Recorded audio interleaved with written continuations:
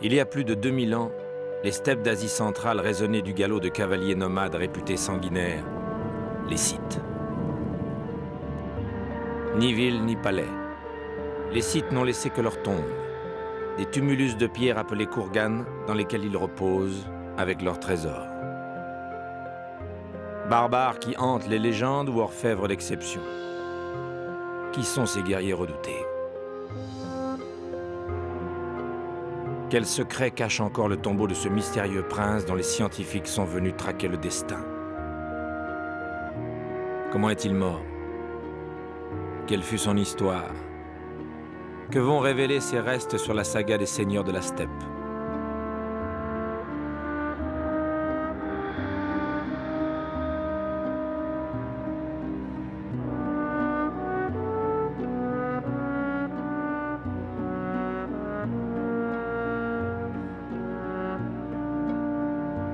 Avant notre ère, aux confins d'un monde sédentaire, dominé par les Grecs, les Perses et les Chinois, s'étend le royaume scythe, du Danube au fleuve Jaune, entre l'Occident et l'Orient.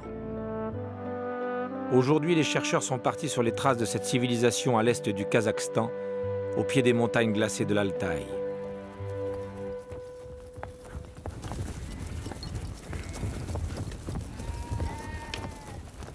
Dans cette vallée de la Bourtarma, à 1200 mètres d'altitude, l'équipe a planté son campement, vivant à l'image des cavaliers nomades dont ils sont venus explorer la mémoire. Daniel, садись чай пить.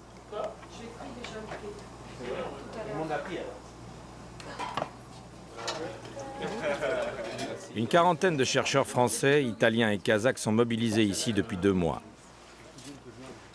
Les 2 chefs de mission, Henri-Paul Francfort, chercheur au CNRS, et Zainoullah Samachev, de l'Institut d'archéologie du Kazakhstan, préparent cette expédition depuis 4 ans. Ensemble, ils ont arpenté toute la vallée avant de choisir la tombe située à l'endroit le plus froid. Pour la première fois, cette région connue des archéologues depuis plus d'1 siècle va faire l'objet d'une enquête scientifique.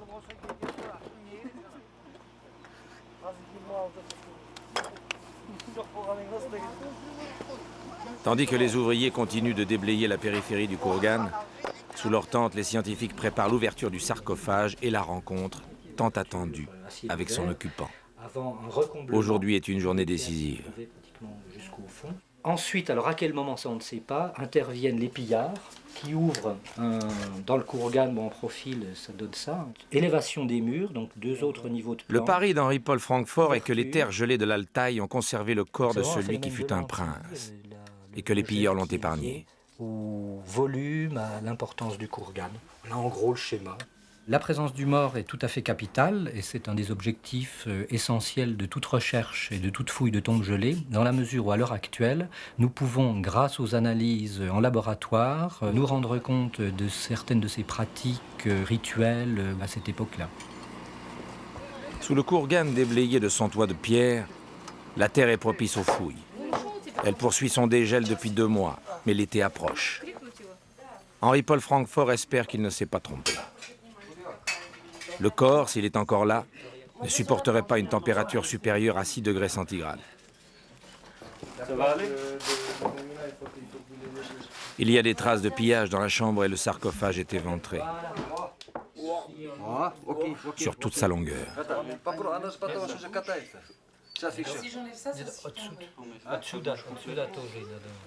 Protégée avec de la cellophane, la pièce de bois qui recouvre la tombe est retirée d'un seul bloc, pour ne pas abîmer sa structure d'origine.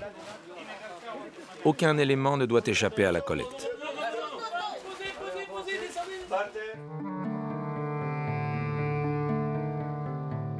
Les effractions des pilleurs ont laissé l'eau s'infiltrer. Le contenu du sarcophage n'est plus qu'un monceau de boue.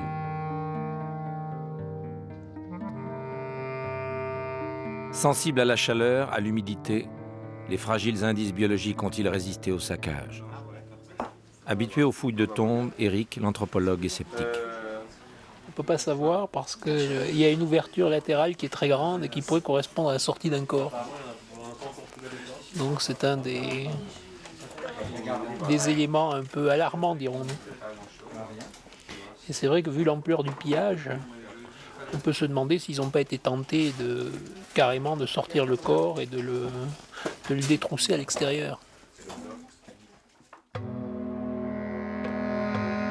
Ici reconstituée, l'immense courgane de 25 mètres de diamètre protégeait la chambre funéraire creusée à 6 mètres sous la steppe. Étape après étape, les scientifiques suivent la progression des pilleurs. Dans le tumulus de pierre, les brigands ont d'abord creusé un tunnel assez large pour éviter un éboulement. Arrivés dans la fosse elle-même, après sans doute plusieurs jours de travail, ils se sont frayés un passage entre les corps de plusieurs chevaux sacrifiés. Puis ils ont attaqué à la masse la paroi et le toit de la chambre mortuaire. La voie était enfin libre pour violer la sépulture et dépouiller le cadavre de son or.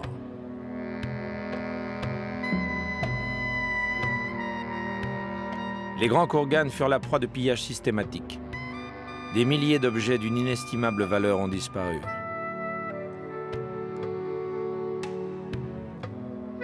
Les cavaliers scythes n'écrivaient pas. Ainsi, les récits recueillis par l'historien grec Hérodote, 4 siècles avant Jésus-Christ, sont la source principale des chercheurs aujourd'hui. Une vision parcellaire qui reflète sans doute mal la réalité des peuples nomades. En particulier celle des Sakas, une tribu scythe à laquelle appartient le prince de l'Altaï.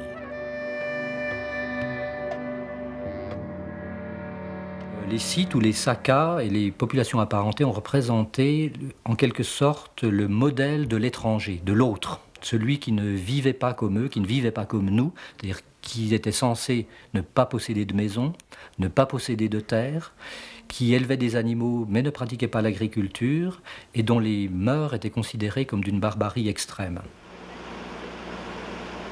L'enquête de l'Altaï vise à établir des faits, non des légendes. Dans ce courgane, les chercheurs espèrent trouver des pièces qui manquent au puzzle inachevé de la culture scythe. Sous la direction d'Éric, la fouille du sarcophage a commencé.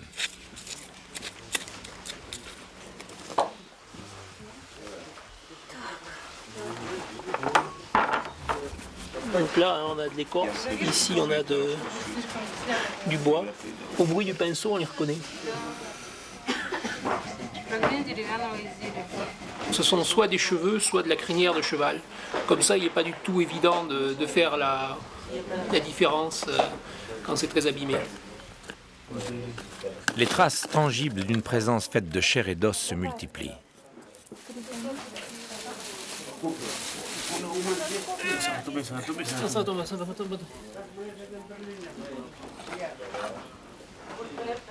Ça, c'est un magma de tissu, feutre, poils, d'alliage cuivreux. En fait, j'ai l'impression que c'est toutes les enveloppes qui entouraient le corps qui ont été ouvertes, arrachées et poussées. C'est pour ça que c'est plaqué au fond. Ce jour-là, pourtant, à un soleil sans voile succèdent soudain les nuages, le vent et la pluie. La météo de juin dans l'Altaï est capricieuse.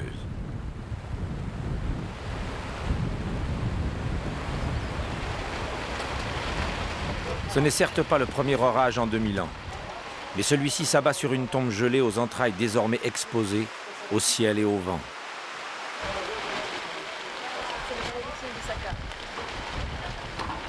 Ce que le gel a conservé pendant plus de 20 siècles, l'humidité et la chaleur pourraient le détruire rapidement. Si la température monte, la chair des chevaux va se décomposer et dégager une odeur putride.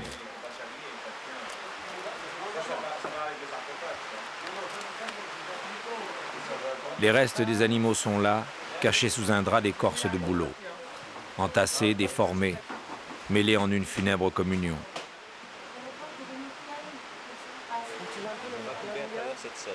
Jorge, le restaurateur, ose à peine y croire.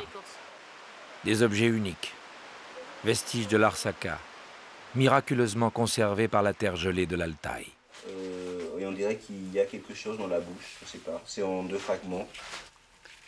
Ça, c'est très fragile, hein. C'est comme de l'éponge. Voilà. Et normalement, ça doit recoller. Hein. On va... Voilà, c'est ça. Certains des objets ont même conservé la feuille d'or qui le recouvrait à l'origine. Vas-y.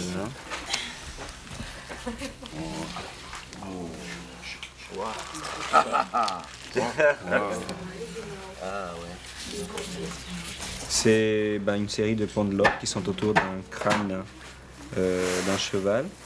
C'est des petits félins dorés. Et on voit bien la peau du cheval. Hein. C'est un cheval avec des poils beiges. Visiblement, cette partie de la tombe a échappé au pillard. Les pièces sont intactes, encore en place sur les corps. Quand l'équipe réalise l'ampleur de sa découverte, Vas-y. la nuit est presque tombée. Je sais pas s'il fait partie de l'objet, mais... Non, c'est vraiment... C'est complètement... Les objets qui devaient orner les harnachements des chevaux lors de leur immolation commencent à révéler la scène qui s'est jouée ici, Voilà, ça vient. il y a plus de 2000 ans. Voilà. Ok. Ah bah là, ça se c'est pas. décolle. Ouais, c'était cassé. Ça se décolle. La fouille se prolongera tard dans la nuit, car les pièces craignent l'air libre et doivent être prélevées immédiatement. Voilà. C'est parfait. Parfait. Gros soupir, Mr. Crime. Voilà. Il faut concilier les impératifs de la biologie avec les lenteurs de l'archéologie.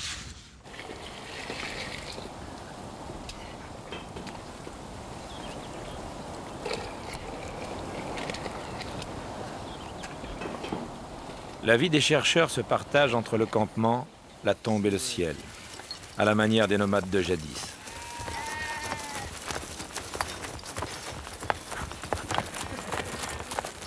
C'est veiller au trot des chevaux qui tous les matins ramènent les ouvriers au chantier. Se fondre chaque jour davantage dans la beauté de la steppe et la quête de la vérité.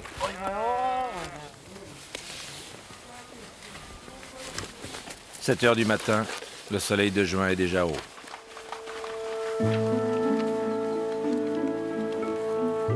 Tandis que se poursuit la fouille, les restaurateurs doivent consigner chaque élément qui sera étudié plus tard en laboratoire, dessiner les objets prélevés la veille.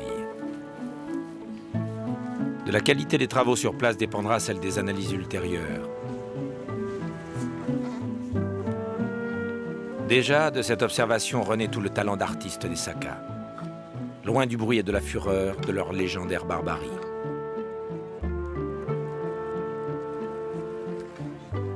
Le nettoyage des pièces montre un univers complexe, d'une grande finesse, peuplé de figures étranges. Les chercheurs découvrent un sens au harnachement des chevaux qui se recompose ici sur la table de restauration. Le harnachement des chevaux est quelque chose d'absolument essentiel pour la compréhension de ces sociétés, de leur fonctionnement, de leur structure. En effet, c'était des éleveurs de chevaux, des cavaliers émérites, c'est parfaitement connu. Les Scythes et les Sakas étaient des peuples cavaliers, de grands éleveurs de chevaux. Les harnachements des chevaux que nous trouvons, comme dans la plupart des régions de l'Altaï, sont des harnachements très très riches. Les selles étaient brodées, des guirlandes de pendeloques en bois soigneusement sculptées et dorées ornaient toutes les brides, les croupières, etc. Et nous pourrons, grâce à l'étude ensuite en laboratoire et grâce à la disposition de ces éléments de harnachement, reconstituer ce que l'on voit déjà apparaître, ce que l'on soupçonne, c'est-à-dire des thématiques pour chaque cheval. Attends, prends le toy. On a un styron. Le sarcophage, lui, il n'a toujours rien révélé sinon cette grosse planche, tombée du toit de la chambre funéraire et qui témoigne de la violence du pillage. Eric espère encore trouver un corps dans cet amas de boue séchée. Sortir des ténèbres les restes de ce prince Saka et les soumettre aux outils de l'investigation scientifique.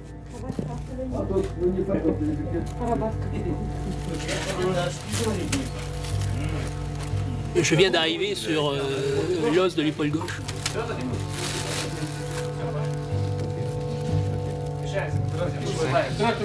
Donc il y a bien un Saka dans la tombe et qui avait été repoussé par les pillards et caché.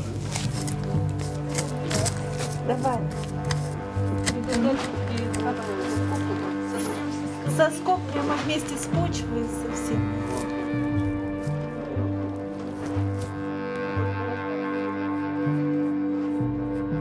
L'équipe ne doit rien altérer de ces fragiles ossements restés par chance à leur place d'origine.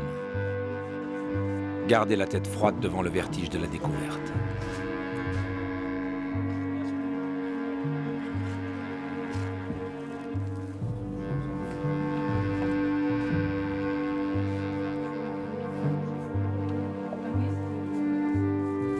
Progressivement, le squelette émerge des profondeurs de la terre, tout entier, totalement dépouillé de son or, mais sans prix pour les chercheurs.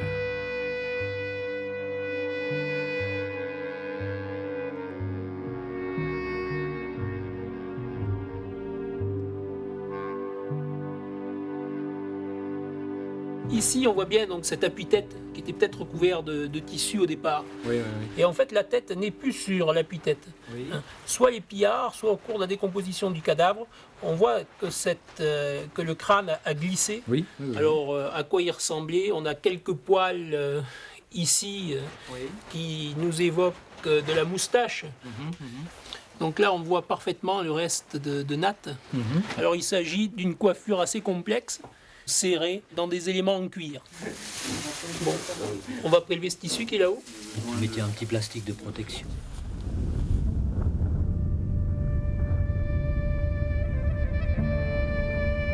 Qui était donc ce prince de l'Altaï et jusqu'où s'étendait sa renommée? Ses périples durent le mener très loin de cette vallée où il fut inhumé.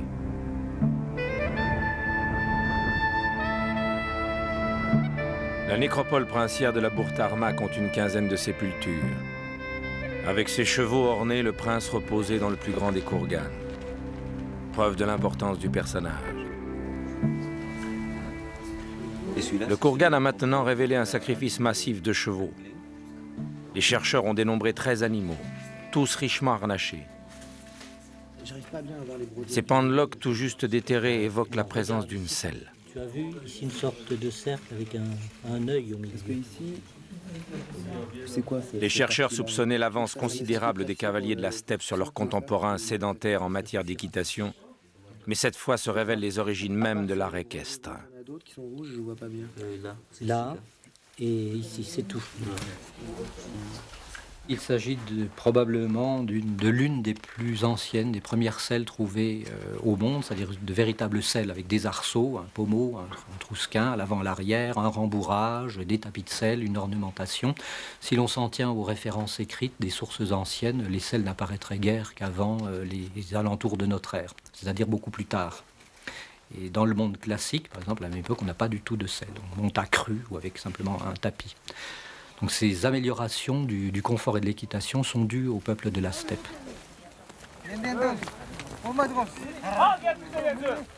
Tous les soirs, les ouvriers kazakhs quittent le campement de la Bourg-Tarma pour regagner leur village proche.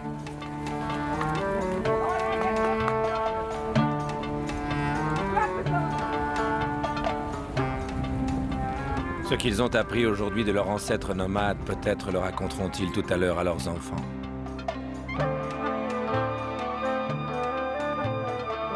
Domestiqué pour la première fois dans ces prairies il y a 4000 ans, le cheval occupe une place centrale dans la vie des steppes.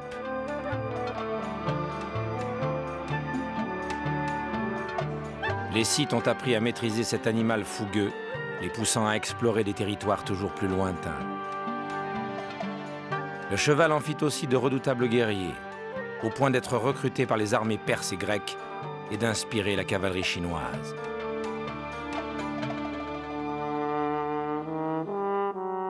Depuis les origines du nomadisme, le cheval reste la plus belle conquête de l'homme. Il figure sur les plus anciennes représentations rupestres du Kazakhstan.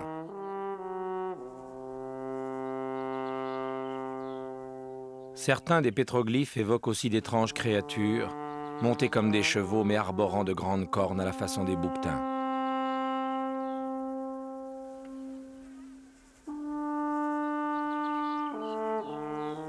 Ce curieux métissage trouve tout à coup dans la tombe du prince une nouvelle dimension. Attenant au crâne du cheval, cette corne postiche en bois sculptée et ornée de feuilles d'or a été retrouvée par les chercheurs.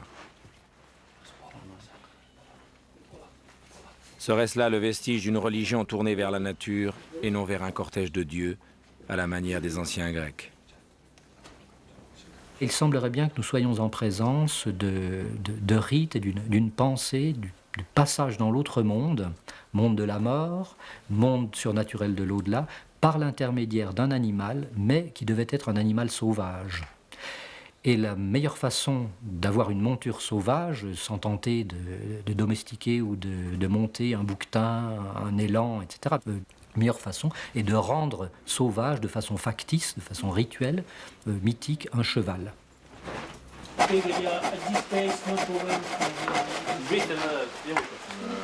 Il serait mieux en montant là-dessus. Hein.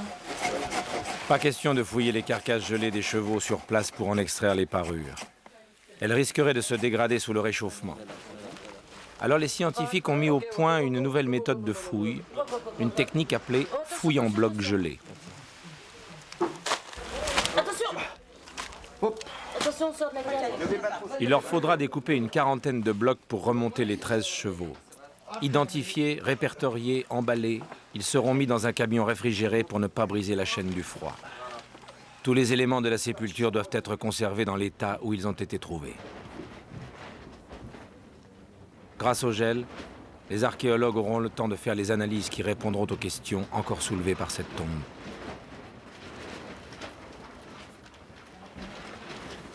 Henri-Paul, il y en a deux. Deux. Deux cadavres. Mais on voit quoi du deuxième? Je sais pas. Eric est affirmatif. Il faut s'assurer qu'il y en a bien deux, c'est la première chose. Ensuite, voir de quel sexe ils sont. Voir s'ils ont été inhumés en même temps. Je pense qu'on ne verra pas encore grand-chose du deuxième. Mais la confirmation, c'est déjà quelque chose d'absolument extraordinaire. En tout cas, c'est très important.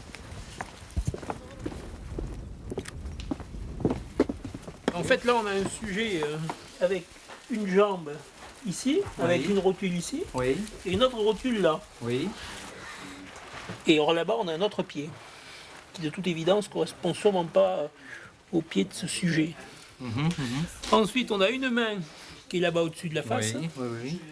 On en a une autre là, Oui. et on en a une autre qui apparaît dans ce secteur-là. Il semble bien qu'on ait un cadavre là-bas, Repoussé. et un autre peut-être sur le côté ici. Pour l'instant, c'est ce qui semble le plus probable. Tu sais Oui.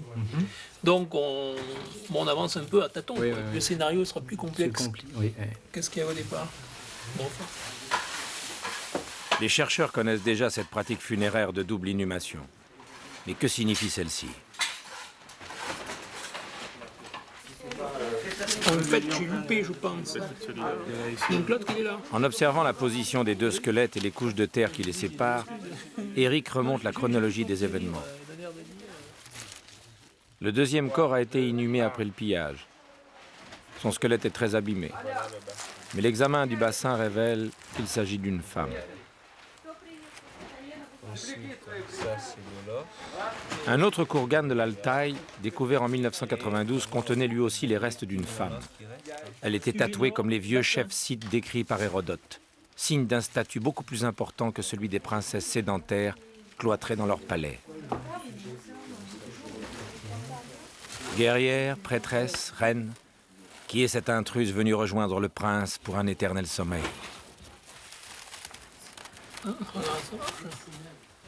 Le prince, lui, plutôt bien préservé, sera étudié en laboratoire. Les chercheurs pensent n'avoir laissé aucun vestige. Dans le convoi réfrigéré, ils emporteront leurs fragiles indices pour un ultime voyage, loin des terres de l'Altaï. La seconde étape de la mission permettra d'analyser les restes des chevaux harnachés, du prince et de la mystérieuse inconnue.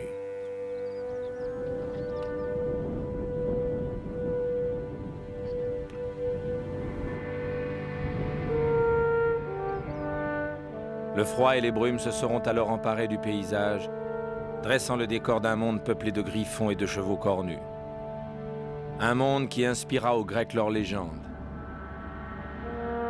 Ulysse cherchant les portes de l'enfer, ou Jason poursuivant la toison d'or d'un bélier volant escorté de dragons. Quelques 2000 ans après, un silence blanc posé sur la steppe, le destin d'un prince va guider les scientifiques sur les traces de son histoire.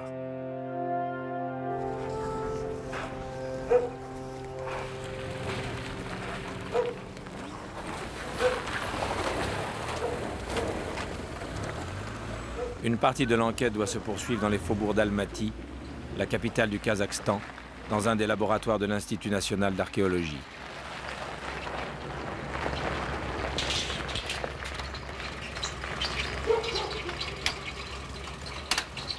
Le lieu est assez grand pour accueillir toute l'équipe. Et il a été spécialement aménagé pour conserver et étudier les vestiges ramenés de l'Altaï l'été dernier.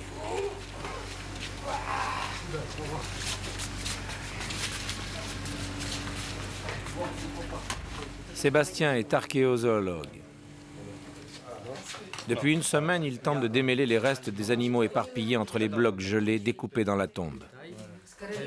Cette tête d'os, ça, c'est ce qui venait là. Ça, c'est ce qui venait là. Vous avez vu, d'ailleurs, on voit les vertèbres qui sont décalées. Donc en fait, on est sur le côté. Ce bloc, par exemple, contient les morceaux de plusieurs chevaux. Il faut que chacun soit identifié avant de pouvoir prélever les éléments de leur parure.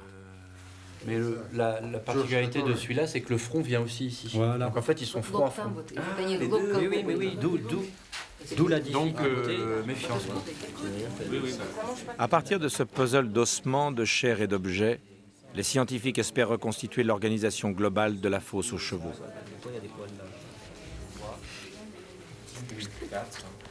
Ici, il y en a 2. L'heure est à l'étude des animaux eux-mêmes, en particulier de leurs dentitions qui ont fixé l'état biologique des chevaux au moment de leur décès.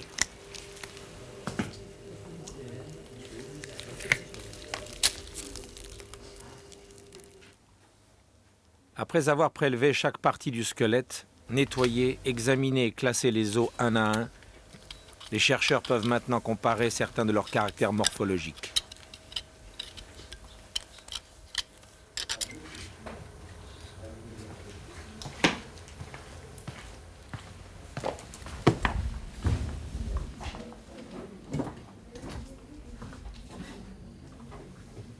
Patiemment, Sébastien accumule les preuves sur l'aspect des chevaux avant leur sacrifice.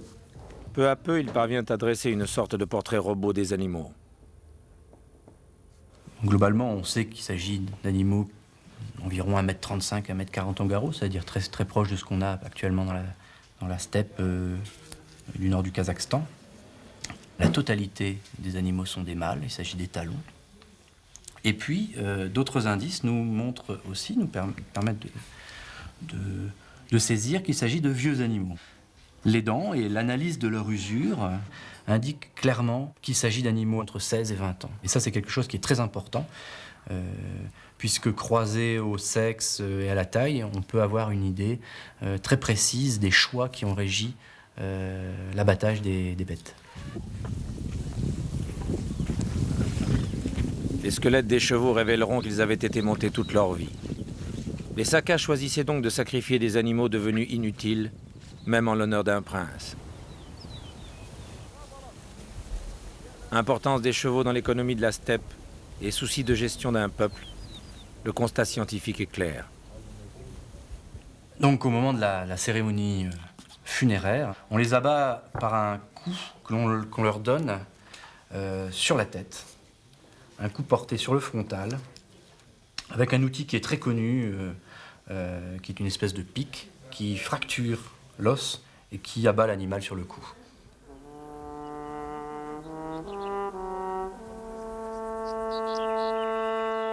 Ce que les spécialistes commencent à découvrir, les pétroglyphes du Kazakhstan le racontent depuis des millénaires.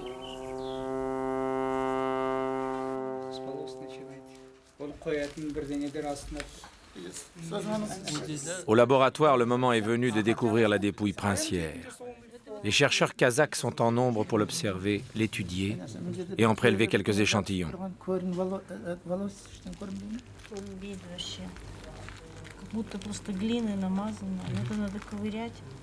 Pour eux, ce personnage est bien plus qu'un sujet d'étude.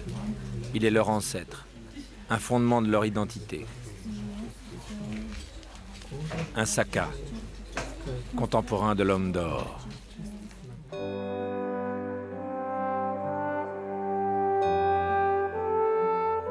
L'homme d'or est une figure nationale du Kazakhstan.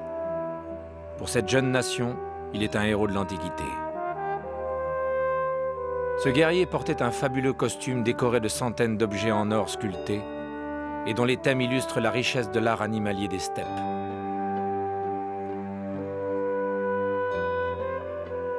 Il a été découvert en 1971 près d'Almaty, l'actuelle capitale kazakh, très loin de l'Altaï princier.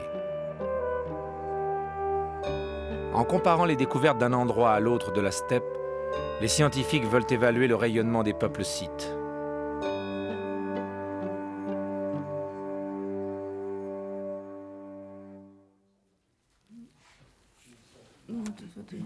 Étrange vision cependant que celle d'une civilisation qui renaît à travers ses morts. Que va révéler l'autopsie du corps sur la vie des Sakas et sur leurs rituels funéraires? Là, regarde, ici. You can take this part of feather. Yes, yes, we can. Bon, ça, qu'est-ce que c'est? Ils se mettent là? Tels des médecins légistes au chevet d'une mort suspecte, les chercheurs vont tenter de faire parler un sujet décédé il y a plus de 20 siècles en examinant chaque élément de son squelette.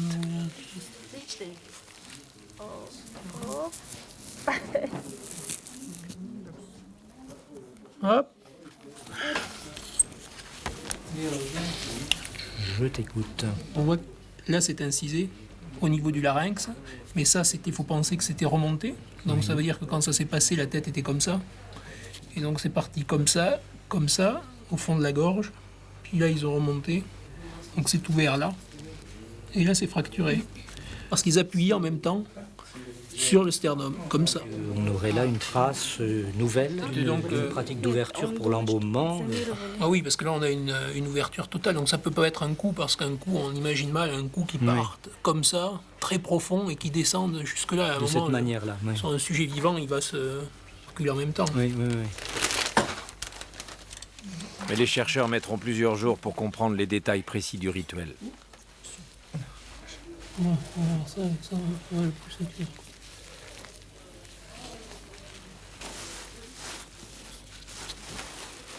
Nous nous sommes aperçus que sur tous les os, il y avait de fines stries, qu'on appelle des stries de décarnisation. Et en fait, ces stries démontrent que non seulement le thorax du sujet a été ouvert, et son abdomen aussi, et que tous les organes ont été retirés, mais qu'en plus, la plupart de ses muscles lui ont été retirés avec certainement un couteau très fin. D'autres stries au niveau des os de la main nous montrent que la peau avait été enlevée.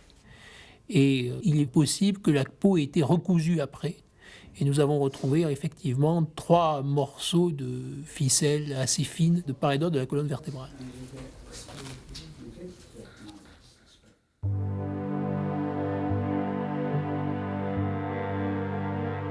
Déjà observé sur des momies de l'Altaï, le décharnement est une méthode de conservation du corps.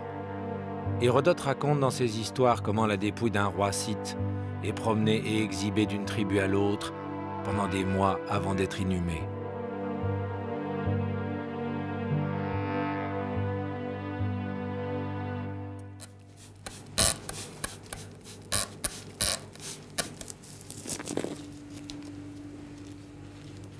Examen du bloc gelé numéro 9 de la fosse aux chevaux.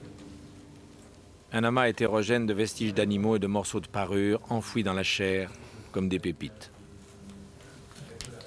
Bravo. L'extraction de ces objets exige une délicatesse sans faille. Une pression mal contrôlée des doigts et les pièces de bois pourraient se désagréger.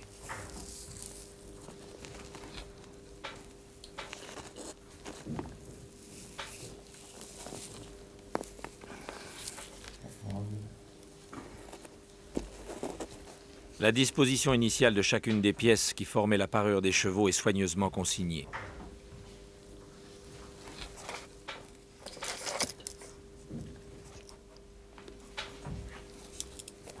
Tout comme la position des feuilles d'or qui en épousaient les motifs et qu'il faudra aussi remettre en place sur les parures.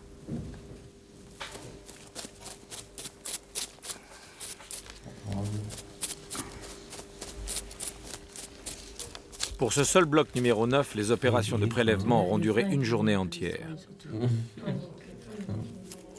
Ainsi, les premiers pas de ces animaux dans le monde moderne commencent-ils à tracer l'image des croyances Sakas.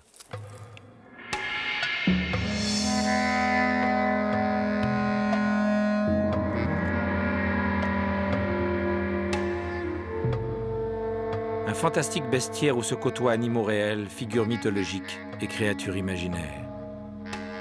Comme cette tête de lion cornu. Dans sa représentation de la nature, l'art animalier Saka multiplie les scènes de prédation et témoigne de la violence de leur environnement. Ainsi ce petit sphinx grimaçant qui semble vouloir combattre un univers peuplé d'esprits, terrifiant et violent. Au-delà des thèmes, cet art témoigne aussi d'une volonté de styliser un monde jusqu'à la perfection des formes. Un langage imagé auquel se rattachent sans doute les récits d'une mythologie aujourd'hui disparue.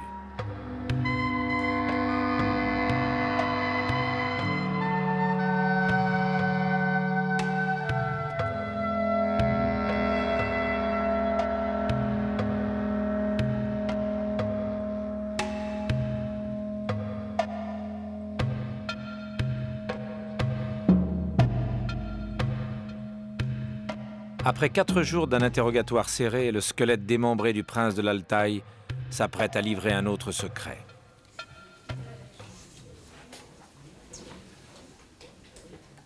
Eric a réussi à reconstituer le crâne. Alors un des éléments les plus intéressants, c'est qu'il semblerait que nous ayons la cause de décès du sujet. Lorsque nous avons prélevé le crâne, nous nous sommes aperçus qu'il avait pris un énorme coup de ce que les médecins légistes appelleraient un objet contondant. Et cet énorme coup est à l'origine de ces plis qu'on peut voir ici, qui montrent la progression de l'ongle de choc. Et on a un biseau ici, très fin, qui montre qu'autour de la lésion, on a essayé de découper l'os finement. C'est une opération qui s'appelle une trépanation. Et effectivement, si le sujet avait un hématome, ça peut l'évacuer. Mais ce qui est assez étonnant, c'est qu'ici on a des traces très fines, mais ici on a quelque chose de beaucoup plus grossier. En fait, ils ont certainement arrêté cette intervention suite au décès du sujet.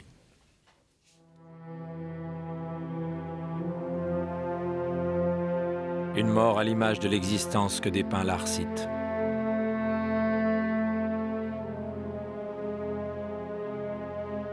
Un monde où vivre est un péril permanent. Guerre entre tribus, querelles internes, sacrifices humains. Les Scythes ont choisi de raconter leur quotidien en ciselant l'or, comme pour rendre leur mémoire plus précieuse et plus flamboyante. Hérodote raconte comment le corps de l'ennemi est décapité, scalpé, transformé en trophée. Comment l'on fraternise, en buvant du vin mêlé des 2 sangs.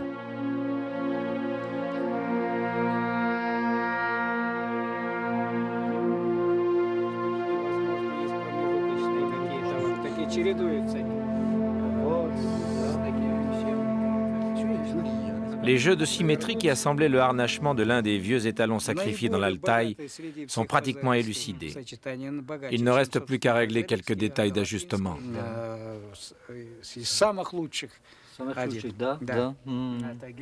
Enfin, on peut imaginer l'animal tout entier revêtu de ses ornements. Ainsi renaît un cheval bouquetin, ici représenté avec ses postiches, dans toutes les pièces du harnachement. Guirlandes de pendeloques, barrettes de mort sont déclinées sur un même thème. En réalité, tout le cortège était porteur des emblèmes du monde sauvage. Cheval félin, cheval élan, cheval mouflon, cheval griffon. Ce sont bien tous ces animaux réels ou mythiques, issus de l'univers du Saka qui l'escortait pour son ultime voyage vers l'au-delà.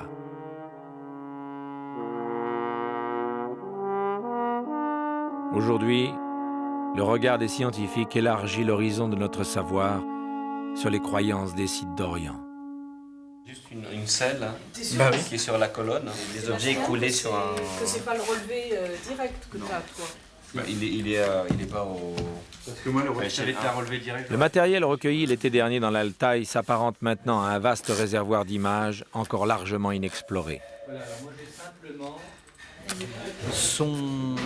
On en a à tête orientée à droite et à gauche. Symétrie, on a donc.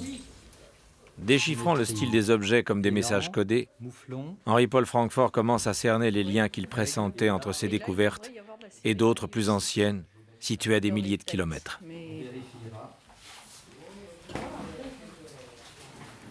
Cette première pendeloque nous montre une sorte de dragon qui porte d'une part une queue en forme de serpent et d'autre part à l'arrière du crâne, ici le départ d'une corne qui devait s'enrouler. Des motifs totalement caractéristiques de l'art moyen-oriental qui n'ont pu parvenir dans l'Altaï que par la Perse achéménide. Nous trouvons également dans cet art animalier de l'Altaï des félins dont l'inspiration cette fois-ci serait plutôt chinoise. Nous retrouvons une très grande symétrie et l'intérieur de l'oreille qui est représenté par une forme un peu spiralée qui se recoquille à l'intérieur du pavillon et qui est assez proche de certains bronzes des royaumes combattants de la Chine centrale qui, on le sait, ont eu des rapports avec les sites de l'Altaï. Proche de la Chine et de la Perse, l'Altaï nous renvoie à un monde en mouvement, riche de ses relations avec les peuples dits civilisés de l'époque. Mais ces découvertes s'inscrivent peut-être dans la fresque plus large du vaste empire de l'art des steppes, une florissante communauté artistique que l'on piste de la Mongolie au Danube, de la mer Noire à la Sibérie.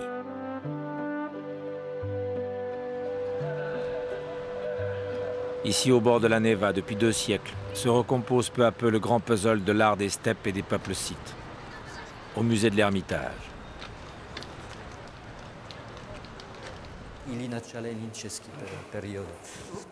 Henri-Paul Francfort est venu comparer ses découvertes avec les trésors conservés au musée, avec notamment les vestiges issus d'autres kourganes gelées situés dans la vallée de Pazyryk, au nord de l'Altaï.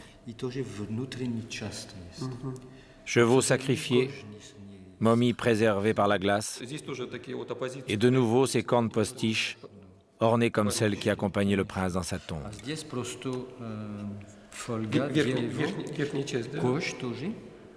Le chercheur français retrouve ici les empreintes d'un même monde fait de rites et de croyances semblables.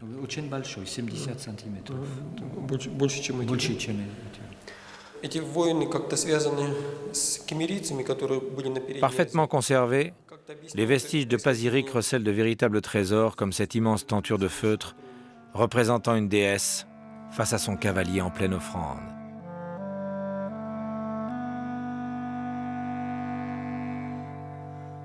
Ou ce tapis de sel qui révèle tout l'éclat des couleurs d'un monde hanté par les prédations.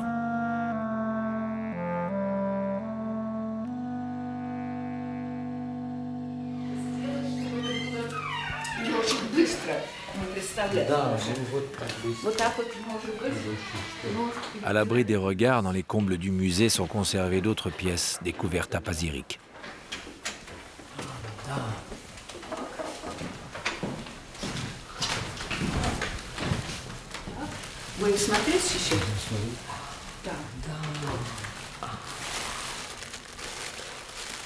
Henri-Paul Francfort avait vu ces pièces dans des livres, mais jamais il ne les avait approchées de près. Jamais il ne les avait effleurées de ses mains.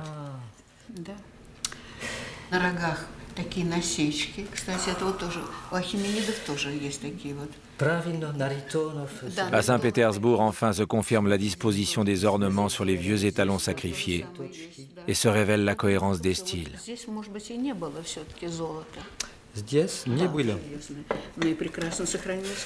Ça indique qu'il existait bien ce qu'on avait subodoré, une communauté artistique d'idées dans tout l'Altaï. Ici, nous sommes à Pazyryk à une période qui est plus ancienne, dans des kourganes royaux carrément, cette fois-ci, les nôtres étant des kourganes princiers. Mais on avait des artistes de grande qualité sur des supports équivalents dans l'un et l'autre domaine.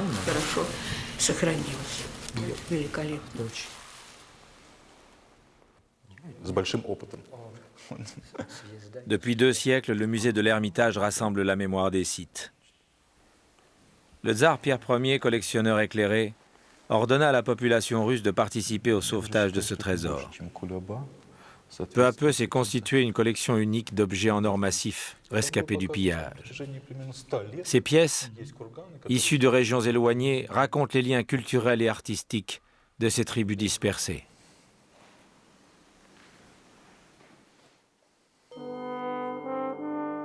Même représentation de l'armement, des vêtements et d'un quotidien dominé par le combat.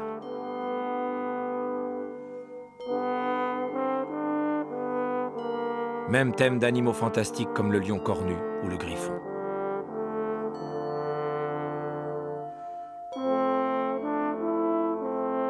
Même manière de poinçonner, de ciseler, de filigraner, d'incruster le précieux métal.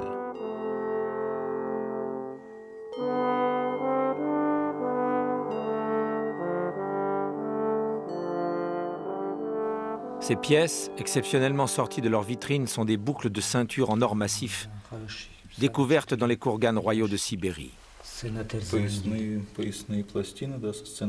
Pour Henri-Paul Francfort, la cohérence de ce territoire artistique est claire. Les mêmes scènes de prédation sont représentées sur les boucles de ceinture sibériennes, sur ce fourreau d'épée rescapé des rives de la mer Noire et sur cette plaque de bois sculptée retrouvée dans la tombe du prince Saka. 3 variations sur un même répertoire de styles et de thèmes. Les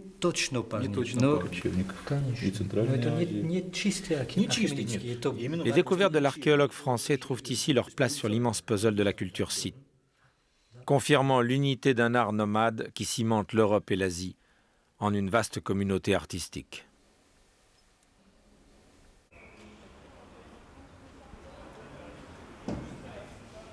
Ici en France, à 8000 km de l'Altaï, les prélèvements réalisés sur la dépouille du prince ont permis de situer sa mort à 294 avant Jésus-Christ. Dans le laboratoire d'anthropologie d'Éric, les recherches de l'Altaï entrent dans un important programme d'études sur l'origine et l'histoire des maladies. Les premières analyses ont révélé la présence de parasites, des ankylostomes, caractéristiques des pays chauds et humides. Ils démontrent que les nomades scythes rayonnaient sur de grandes distances, des centaines, voire des milliers de kilomètres. Cependant, les mêmes parasites ont été découverts dans les restes de la mystérieuse femme inhumée aux côtés du prince. Existerait-il un lien de parenté entre les deux sujets? Donc nous avons effectué des analyses d'ADN qui servent à reconnaître la parenté génétique entre sujets. Et nous nous sommes aperçus qu'il y avait 50% de parenté génétique entre eux, c'est-à-dire la parenté qu'il y a entre une mère et son fils, par exemple, ou entre un père et sa fille. Et en fait, lorsque l'on regarde l'âge au décès de ces deux sujets, c'est-à-dire 40 ans, 30, 40 ans pour l'un, et l'autre 60 ou 70 ans, et le délai écoulé entre les deux inhumations que nous avions fixé à la fouille aux alentours de 15-25 ans, eh bien l'hypothèse la plus probable, c'est que le fils a été inhumé en premier et que 15 à 30 ans plus tard, sa mère, qui à ce moment-là était déjà assez âgée, a été inhumée dans le même tombeau que son fils.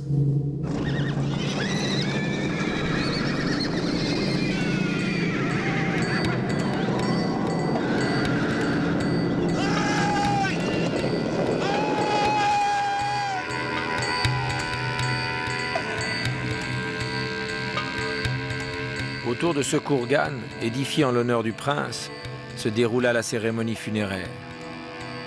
Peut-être un moment de transe euphorique durant lequel les guerriers s'enivrèrent des fumées de graines de cannabis jetées sur des pierres chauffées.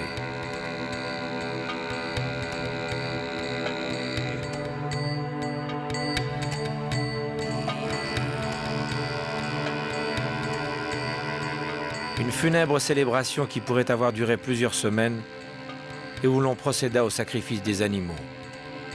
Ici, 13 chevaux harnachés d'or et disposés en 2 couches superposées, la tête tournée vers l'Orient.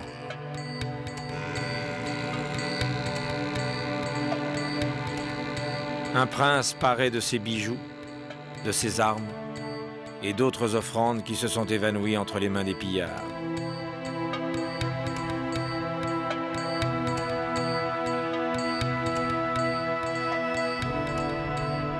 Un enterrement qui fut peut-être commémoré par la suite, des années durant, à travers des sacrifices humains.